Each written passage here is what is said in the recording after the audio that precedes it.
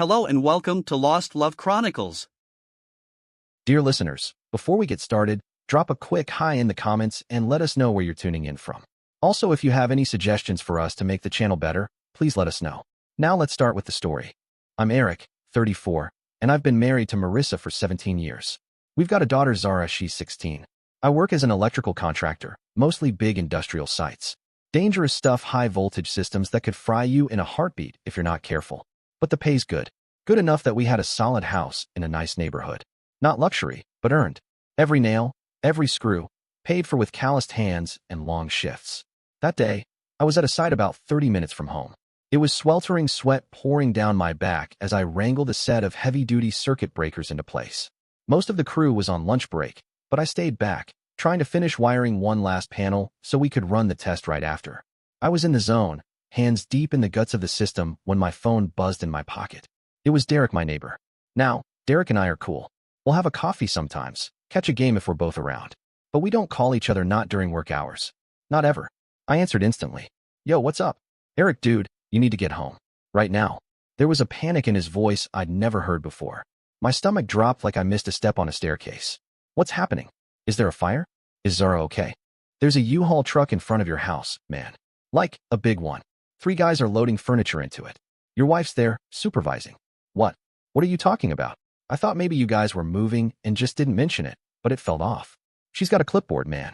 They already loaded your leather couch, the huge TV from the living room, and a bunch of other stuff. She doesn't look upset. She's just ticking things off a list. My brain stopped working for a second. Just full-on blue screen. Static. You're serious right now? Dead serious, bro. I wouldn't call you if it wasn't. I didn't even respond. I was already ripping off my work gloves, dirt and sweat sticking to my palms. I grabbed my hard hat, tossed it onto a spool of cable, and sprinted across the site toward my supervisor. Emergency at home, I told him. Possible robbery. I need to go. He looked at me, then nodded. I must have looked like I'd seen a ghost. I drove like a maniac, ran every red light, pushed the speedometer past 90, heart hammering against my ribs the whole time. My mind went places I didn't want it to go. Was it a robbery? Was Marissa being forced to help them? Or God had she snapped? Decided to just bail on everything? Nothing added up. Not a single thing. When I turned the corner into our neighborhood, I could see it from down the block, the U-Haul. A massive 26-footer, parked like a damn sore thumb, its front wheels half on our lawn. And there she was, Marissa, wearing yoga pants and a tank top, hair tied back, standing at the edge of the driveway. Not crying. Not distressed. Calm. Holding a clipboard. Some guys, 3 of them total strangers to me, were hauling our furniture out of our house. But what really got me seeing red, what made everything inside me snap, was this tall guy standing on my lawn like he owned the place. Designer sunglasses, a tight polo shirt, expensive haircut. And he was pointing at my stuff, directing the movers like he had some damn right to be there. Standing on my property, giving orders about my belongings. I slammed the brakes so hard the truck jolted, threw it in park without even bothering to close the door. I was out before the engine finished rattling down. Every step toward that prick felt like fire in my veins. I stormed right up to him, heat pulsing behind my eyes. What the hell do you think you're doing? I barked, getting right in his face. He didn't flinch, didn't even look surprised. He just gave me this annoyed little side glance, like I was a leaf blower interrupting his brunch. Mind your business, dude. That was it. I don't even remember telling my body to move. My fist flew like it had a will of its own. The impact was solid, satisfying in a way I hate to admit. It hit his jaw with a crack that traveled all the way up through my arm, right into my shoulder. He dropped, just crumpled like a cheap folding chair. His fancy sunglasses went flying, and I could already see a thin line of blood forming on his lip. But I wasn't done. I was on him in a flash, knees to the concrete, fists flying, vision red. Blind fury. 17 years of marriage. 17. Breaking my back, doing 60-hour weeks. Never once cheated. Never even looked at another woman. And here's this piece of garbage, in broad daylight, on my lawn, touching my things. You think you can steal from me? I roared, slamming another fist into his cheek.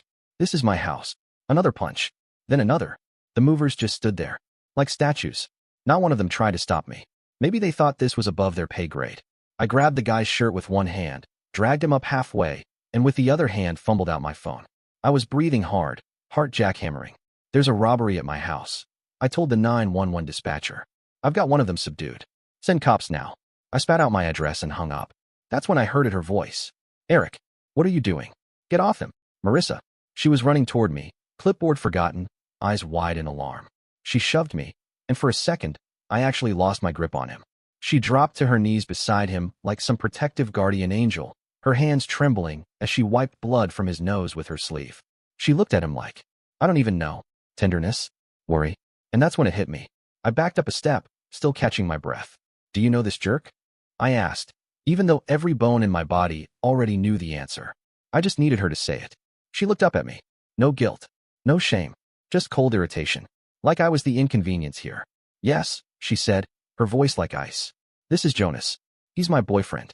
I swear, everything around me went silent. Time slowed.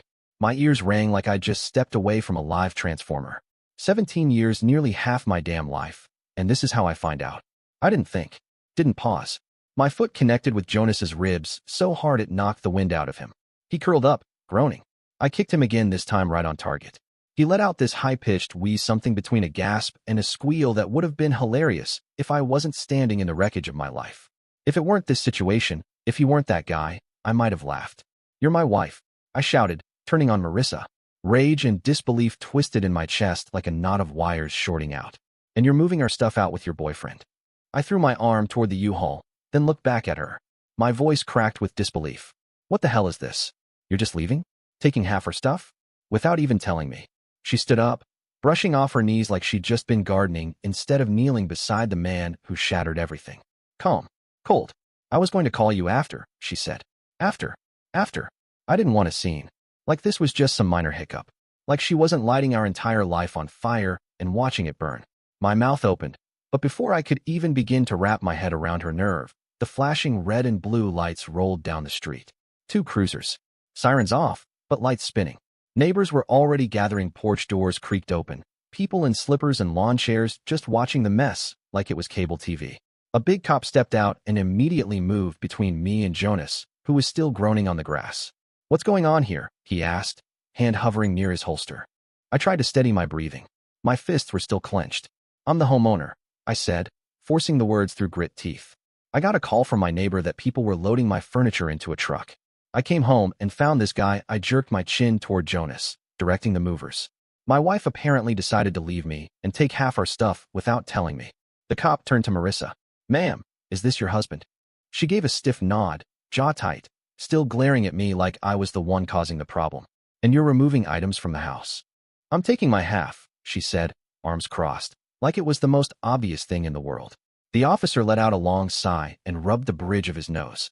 Ma'am, you can't just take things from the marital home without a court order. Until a judge divides the assets, you can't legally remove furniture or major possessions. Her face shifted, for the first time, from smug to stunned. What? That's ridiculous. Half of this stuff is mine. Maybe so, he said, keeping his voice calm. But you need legal documentation before you start dividing property.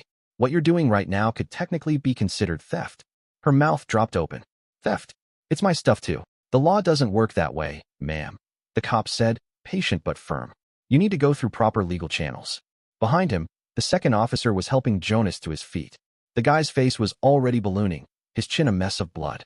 He looked at me with nothing but pure hatred, but wisely kept his mouth shut. Marissa, meanwhile, looked like she was coming apart at the seams. So what am I supposed to do? She snapped.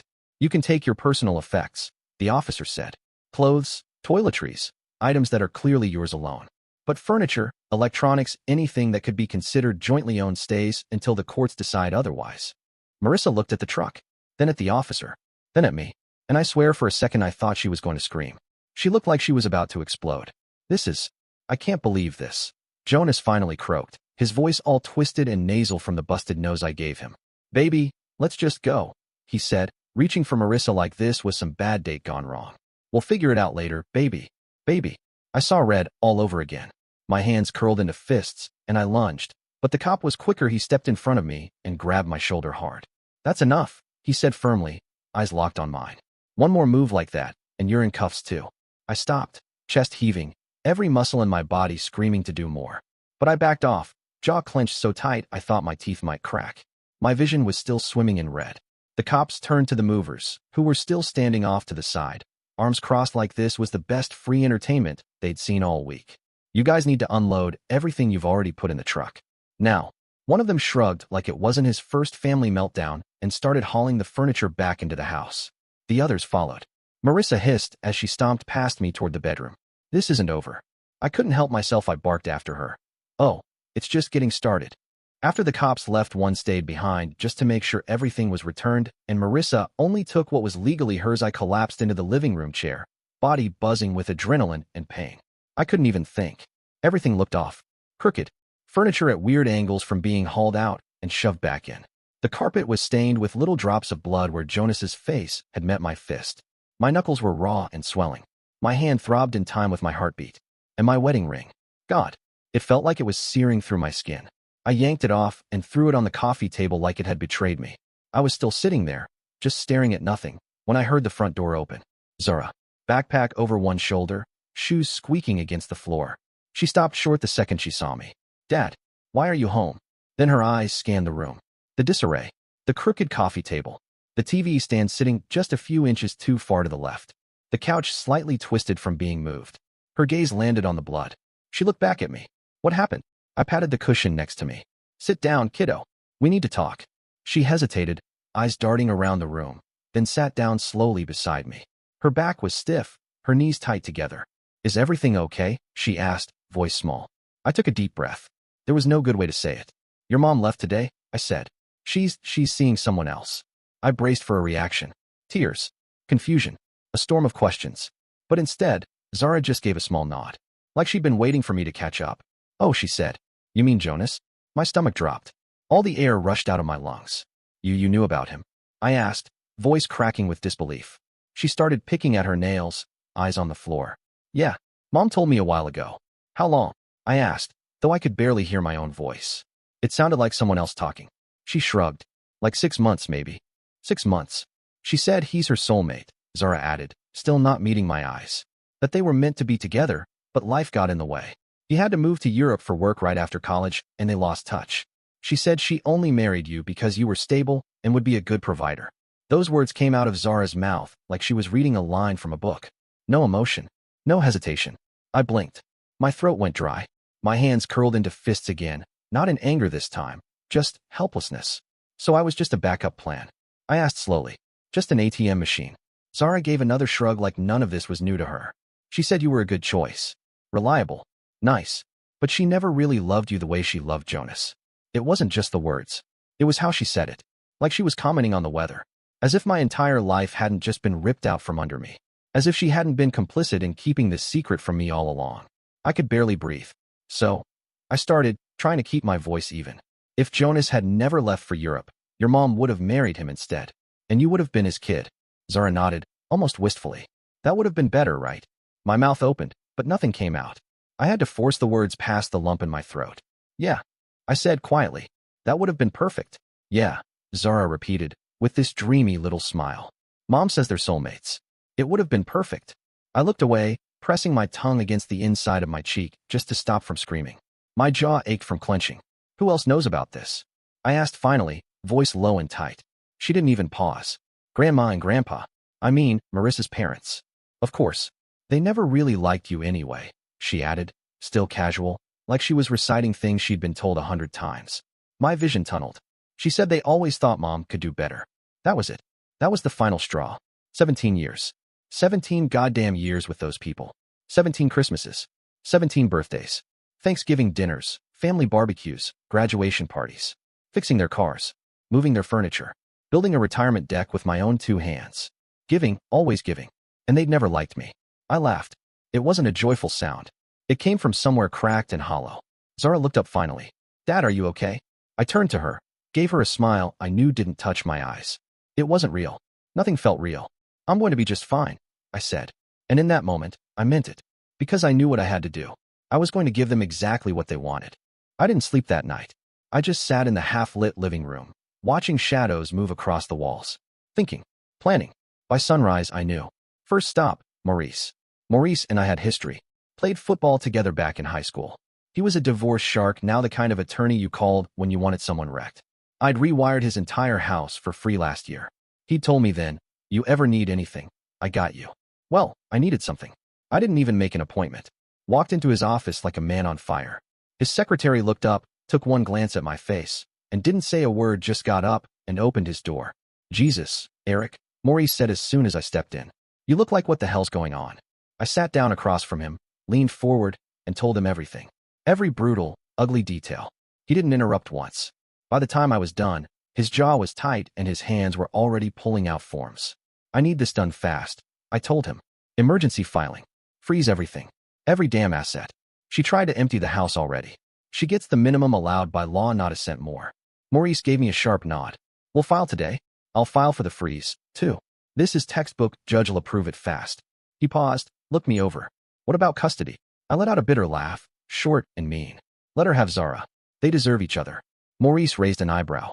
Let her have Zara, he repeated, but he didn't argue. Child support will still be required, he added. Fine, I said. Whatever the law requires until she's 18. But nothing extra. No college fund. No birthday checks. Not a dime more than what the court orders. After leaving Morris's office, I drove straight to the bank. I didn't call ahead. Didn't stop for coffee. I walked in with purpose, ID already in hand. I stepped up to the counter. The teller glanced at me, then down at her screen. Her name tag read Brenda. I need to withdraw from our joint account, I said, voice steady. All of it. Her eyes widened, and she typed something in. She blinked at the number on her screen. The entire amount, sir? I looked her dead in the eye. Actually leave $37. Brenda tilted her head slightly. That's a very specific amount. It's exactly what my wife has contributed to that account in the last year, I said. The rest came from my paychecks. I didn't wait for a reaction. I signed the slip, pocketed the receipt, and walked out of there feeling like I'd just taken back a piece of myself. Next, I called HR at my company. Spoke directly to the benefits coordinator. I need to update the beneficiaries on my 401k and life insurance, I told her. Remove Marissa. Replace her with my sister. I could hear the typing on the other end. We'll get the forms over to you today. I didn't stop there. I pulled out my phone and called every credit card company we had. Reported the cards lost. All of them. I need to deactivate the cards and issue replacements in my name only. Then came the joint subscriptions. Costco gone. Netflix canceled. Hulu terminated. Amazon Prime. Shut it down. Even our gym membership. I told them my wife was no longer on the family plan. One by one, I stripped her out of my life. Last, I called my mom. She answered on the third ring. Eric. I told her everything. From Jonas on my porch to Zara's dreamy praise of the guy to Marissa's smug confession. There was a long silence. Then she spoke, quiet and calm. I can't say I'm surprised. What? I asked, thrown off. That girl always had wandering eyes, she said. Even at your wedding. I closed my eyes. Why didn't you say something? Would you have listened? She asked gently. You were so in love. Besides, I didn't have proof. Just a feeling. Mothers know these things. We talked a little longer. I told her about my decision to give Marissa custody of Zara. Are you sure about that? She asked. Zara's still your daughter. Even if she's been difficult. I can't look at her right now, Mom. I said. Every time I see her face, all I can think about is how she knew and didn't tell me. How she was excited about it. How she wished some other guy was her dad. She's 16, Eric.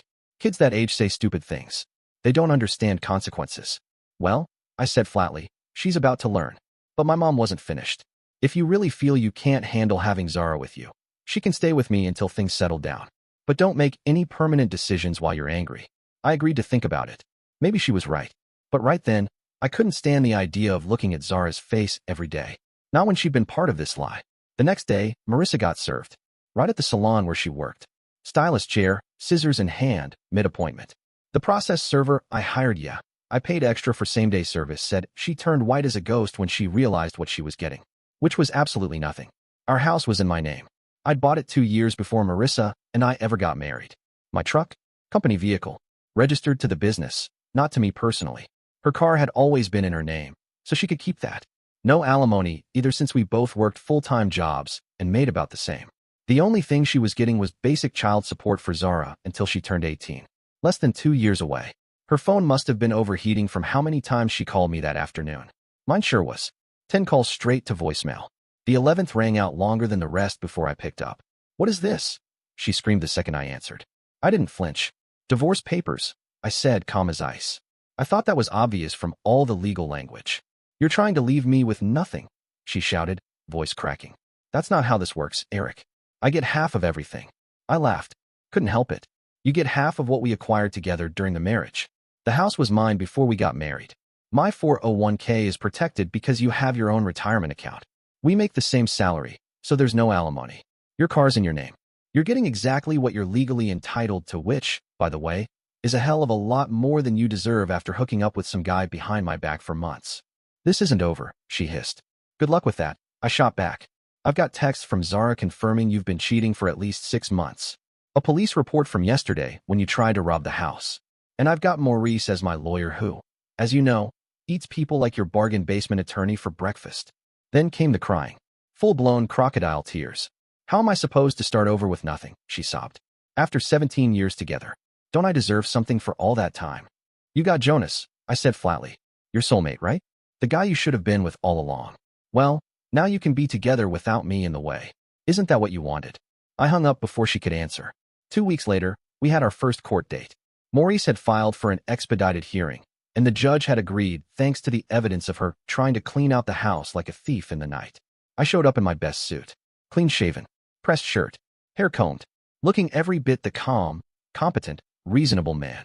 Maurice was already there, sleeves rolled, files organized, ready to rip throats. In the courtroom, he was a shark with blood in the water. Marissa walked in a few minutes later. Her lawyer, some young woman named Vanessa, trailed behind her, carrying a briefcase like it weighed more than she did. She looked like she might have graduated law school last week. And then there was Jonas, following them in, his face still slightly discolored from our introduction. They sat across the courtroom from me, Marissa, her fresh out of law school lawyer Vanessa, and Jonas with that faint bruise still painting his jaw. I could feel their eyes boring into me the entire time, trying to burn holes through my skin. I didn't flinch. I didn't look, but I felt it. Then Zara walked in, flanked by Marissa's parents. She didn't even glance my way. It was like I was some distant relative she didn't really know, some stranger who happened to share her last name. That stung more than I wanted to admit, but I kept my face stone cold. I couldn't give them the satisfaction of seeing how deep it cut. The judge got the proceedings underway quickly, and Marissa's lawyer came out swinging. Half the house. Spousal support. A share of my retirement. Maurice didn't blink. Cool as ice, he dismantled every argument like he'd done it 100 times before. Your Honor, the house was purchased by my client 2 years before the marriage, he said, sliding a copy of the deed across the bench. Retirement accounts are separate by law, and given both parties earn comparable incomes, spousal support is unnecessary. The judge nodded along, already agreeing. Then Maurice went for the kill. He pulled out bank statements, payment logs, paycheck stubs, receipts, stacked like a fortress. My client has funded the joint account entirely for the past year, he said. Mrs. Thompson's contributions total $37. That is not grounds for equitable division. Marissa's face went red. Her lawyer tried to argue, but the judge cut her off. Receipts are clear. Mr. Thompson retains the account. Then we hit the real heart of it, custody. Marissa didn't want it. She stood there, eyes dry and voice flat, and told the court she was moving in with her boyfriend and didn't want to uproot Zara during her senior year. Just like that. No emotion. No fight. Just handing off her own kid like she was pawning a piece of furniture. Zara's eyes widened in shock. Clearly, she hadn't seen that coming. Maurice leaned in and quietly suggested we propose Zara staying with Marissa's parents. Better than her bouncing between houses, he murmured. Especially if Marissa's not stepping up. The judge agreed. Temporary custody to the maternal grandparents. Joint financial support split between Marissa and me. Signed, stamped, official. As we left the courtroom, I heard Zara call after me. Dad.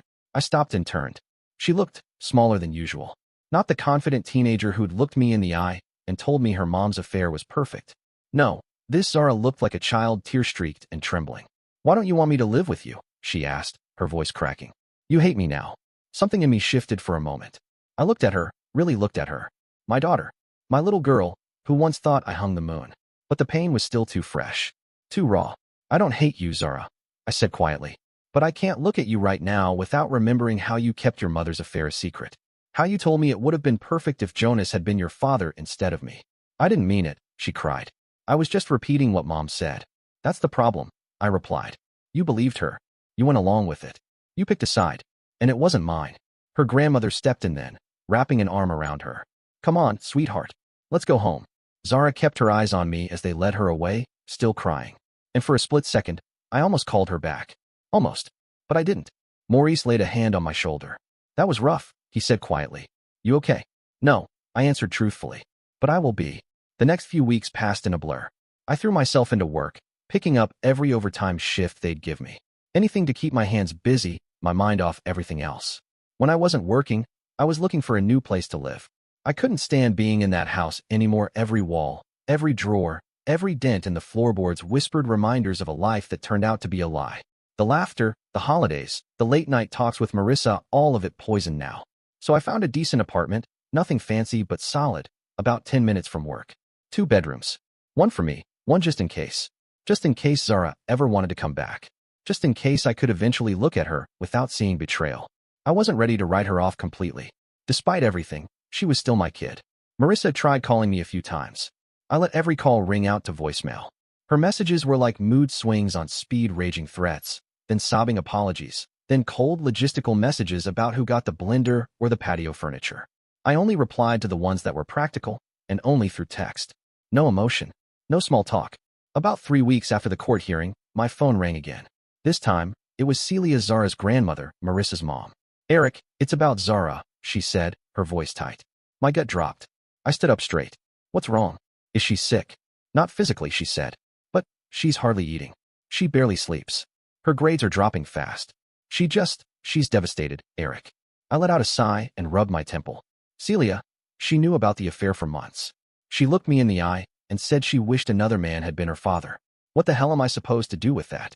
There was a long pause.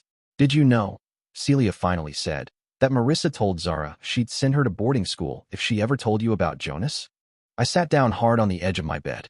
"What?" "She threatened her," Celia continued.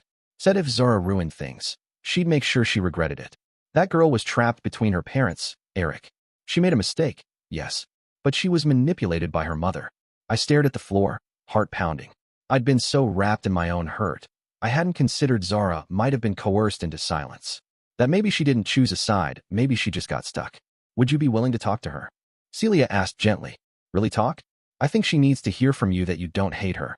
"I'll come by tomorrow," I said quietly. "After work." The next day, I drove over after my shift. The house looked the same as always, quiet, neat, welcoming. Zara was sitting on the front porch, her knees pulled up to her chest. She looked awful, pale, with dark circles under her eyes. Her hair was tied back in a messy ponytail, the kind of thing she'd never have allowed a month ago. She used to spend 20 minutes straightening it every morning. Now she just looked tired. Hollow. When she saw me, she stood up slowly, her posture uncertain. Defensive. "Your grandmother called me," I said as I walked up. "Said you're not doing great." She shrugged, looking down at her shoes. "I'm fine." I sat down on the porch steps and patted the spot beside me. After a long second, she sat too, her arms wrapped around herself like she was holding something broken inside. "Grandma told me," I said softly, "about what your mom said. About keeping the Jonas thing a secret." Zara tensed immediately beside me, like I'd flicked a switch. She said she'd send me away," Zara whispered, her voice cracking. "That I'd never see my friends again. That it would be my fault her happiness was ruined." I took a deep breath, trying to steady myself, trying to push down the fresh wave of anger that flared every time Marissa's name crossed my mind. "Why didn't you tell me that in court?" I asked, keeping my voice level. "Or before?" Zara's voice dropped to a low tone. I was scared and ashamed. I knew it was wrong, what Mom was doing, but I didn't know what to do. We sat in silence for a minute. There was nothing left to argue about, not with that much pain between us. "I never really wished Jonas was my dad," she said finally, not meeting my eyes. "Not really. Mom kept telling me how perfect he was, how happy they were going to be.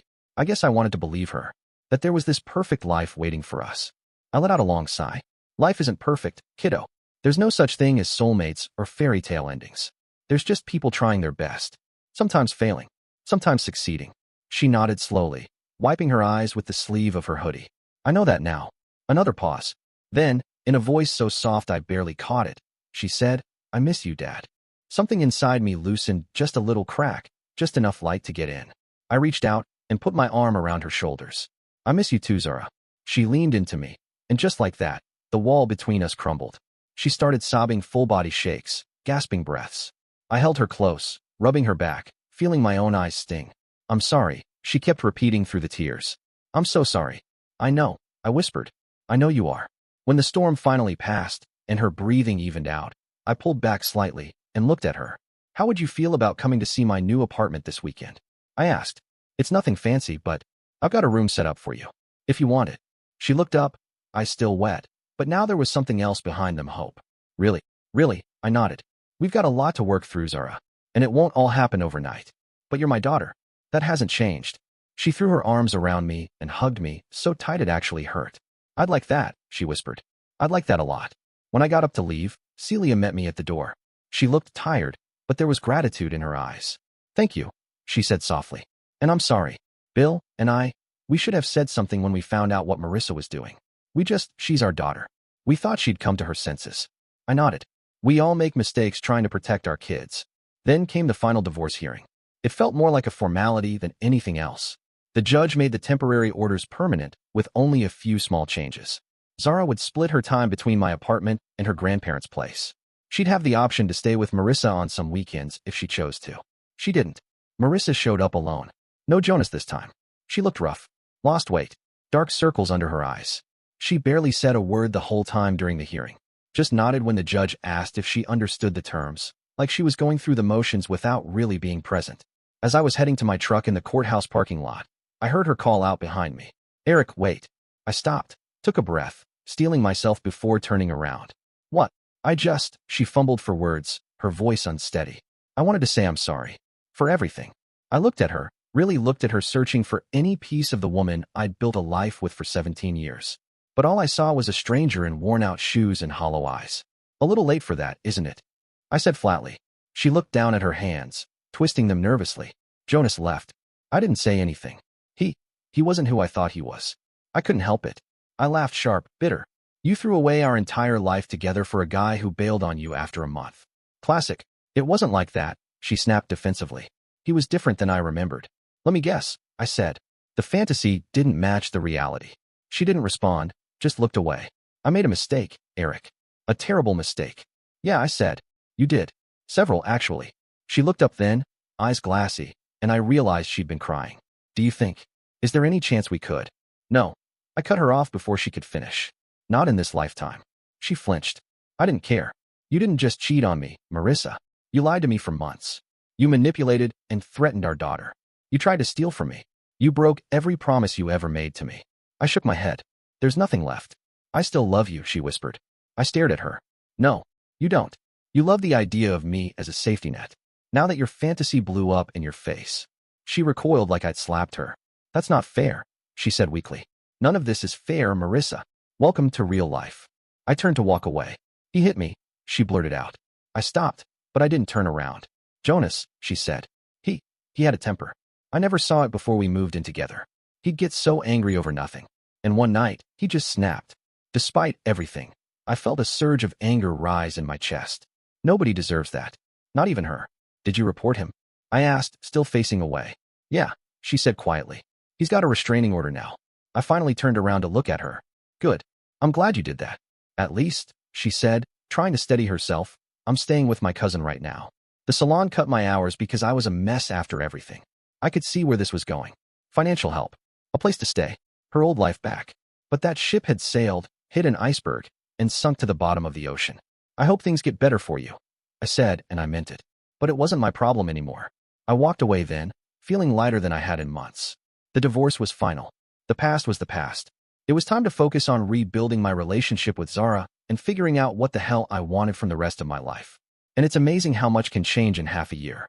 I've been promoted at work, now running my own crew, installing electrical systems in new commercial buildings. The money's better. The hours are more regular. I actually get weekends off most of the time, which feels like winning the damn lottery. Zara moved in with me full-time about 2 months ago. No drama. No announcement. She just started spending more time at my place, and one day, she didn't go back. I didn't question it. She's doing better in school now, too. Talking about college, even. And dating some kid named Alex, who seems decent enough. I still give him the death stare when he picks her up, though fatherly duty and all. Zara and we've had some hard conversations. About trust. About family. About making mistakes, and what comes after. Sometimes it's rocky. Sometimes I catch her hesitating, like she's still afraid she'll say the wrong thing and lose me again. But we're getting there. She sees a therapist once a week. That's helped. Helped her untangle some of the guilt, the manipulation, the trauma of what Marissa put her through. Helped her start forgiving herself. Last weekend, while we were chopping vegetables for dinner, she asked me something. Do you ever miss her? I paused, knife in hand, thinking. I miss who I thought she was, I said. But that person never really existed. So no, not really. Zara nodded slowly, like that made sense. She keeps asking about you, she said. If you're seeing anyone. I couldn't help but chuckle. Tell her to worry about her own love life. Truth was, I had been seeing someone. Nothing serious, but promising. She's a project manager for one of the construction companies that hires my crew. We met on a job site. She called me out for using the wrong gauge wire. She was right, too. Specs had changed, and nobody told me. She's smart. Doesn't take any bullshit. Makes me laugh. And she's nothing like Marissa in every way that matters. She's been divorced, too. She gets the baggage. The walls. The slow steps. We're not rushing it. She's met Zara a couple of times. Just casual dinners. Nothing formal. Zara likes her, which was a relief. Huge relief, actually. Marissa still tries to contact me now and then. Usually about practical stuff, tax documents, insurance questions for Zara. But sometimes, she tries to slip something personal in. A memory. A remember when. I ignore those. Keep it strictly business. There's no going back. And honestly, I don't want to. I ran into her parents at Zara's school concert last month. It was awkward at first, standing there near the folding chairs after the concert. But Bill surprised me. He walked up, cleared his throat, and stuck out his hand. You're a good father, Eric. Better than we gave you credit for. I took his hand and shook it. It wasn't quite an apology, not fully, but it was something. And it mattered. As for Jonas, I heard through the grapevine that he violated the restraining order. Ended up spending a month in county lockup. Can't say I'm broken up about it. A year ago, if you'd told me that my wife would leave me for another man and that my daughter would help hide it, I would have said that would destroy me completely. And honestly, for a while, it nearly did. But here I am, still standing. Stronger, maybe, than I've ever been. Life didn't just go on. It got better. Not in a movie montage kind of way, where everything gets tied up in a perfect little bow. But in the real way, the quiet, steady kind where your chest doesn't feel like it's caving in every time you walk through your own front door. The silence in my house used to scream. Now, it feels like peace. Zara and I were good. Real good. That didn't happen overnight. That took time. That took tears. That took some brutally honest conversations, where we both had to say things we weren't proud of. But we found our way back to each other. She's got this emotional maturity now that blows me away. The kind most adults don't even have. Told me the other night, while we were folding laundry of all things, that she wants to study psychology. Said she wants to help kids deal with the kind of crap we barely talk about in most families. That's your heart, right there. I told her, smiling across a pile of mismatched socks. And you've got a damn good one. Marissa? She's still out there. Still making Marissa choices. Last I heard, she was dating some guy from a car dealership. Wears too much cologne. Says bro unironically. Zara told me with an eye roll and a smirk. I didn't comment. I've got no energy left to police that dynamic. Zara meets up with her every few weeks for lunch or whatever. That's their lane now. I stay out of it. And me? I'm doing all right. Joanna moved in a little while ago. She's nothing like what I thought I needed, and somehow exactly what I do. We keep it simple. We laugh a lot. She makes Zara laugh too, which, honestly, earns her a gold star in my book. I sold the house. Finally. Wrapped up the paperwork. Handed over the keys. Walked away from all the ghosts that came with it. Even split the profits with Marissa. Not because I had to. Just because it felt cleaner. Easier. Call it a business transaction in the name of sanity. And I don't regret how I handled the divorce. Not for a second. You don't fight a forest fire with a squirt gun. When someone's torching your life, you grab the hose, call the fire department, and bulldoze the burnt leftovers. Clean slate. Zero apologies. If I could go back and change just one thing, it wouldn't be the divorce. Wouldn't be walking away from Marissa. Wouldn't even be how I handled the house or the finances. It would be Zara. I was angry, hurt, blindsided. And I took all that pain and turned it into a wall between us, cold and high and unfair. She was just a kid caught in the crossfire, and I shut her out because I didn't know what else to do with my rage. It took time. A lot of it. Time, apologies, uncomfortable conversations, and the willingness to sit in the pain instead of pushing it away. But we're good now. Better than good, actually. Zara challenges me. She calls me out when I'm wrong, doesn't let me coast on being the dad in the room. And man, she makes me proud in a way I can't even begin to explain without my throat tightening up and my eyes burning. Oh, and for anyone still wondering about Jonas, Marissa's supposed soulmate? Yeah, that guy spiraled. Fast. Turns out he was controlling, manipulative, paranoid. The whole greatest hits album of red flags. Zara told me the final straw was when things got physical. He crossed a line, and Marissa ended up in the hospital. Yeah, jail time, restraining order, the works. Karma's weird like that. Doesn't always show up when you want it to, but it rarely forgets.